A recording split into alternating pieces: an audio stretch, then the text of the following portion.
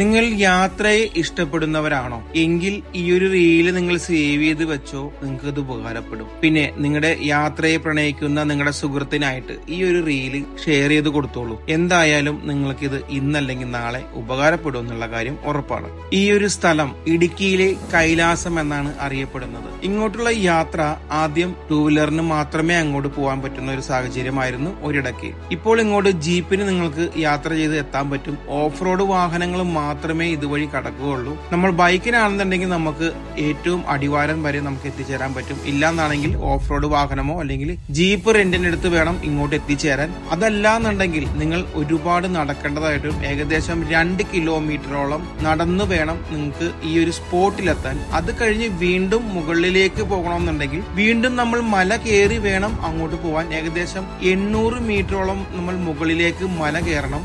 ഒരു രക്ഷയില്ല, അടിപൊളി എക്സ്പീരിയൻസ് ആയിരിക്കുള്ളൂ. യാത്രയെ പ്രണയിക്കുന്നവർക്ക് ഒരിക്കലും മറക്കാനാവാത്ത ഒരുപാട് നിമിഷങ്ങൾ നമുക്ക് സമ്മാനിക്കുന്ന ലൊക്കേഷനാണ് കൈലാസഗിരി. ഇവിടെ ഒരു ടെമ്പിൾ ഉണ്ട്.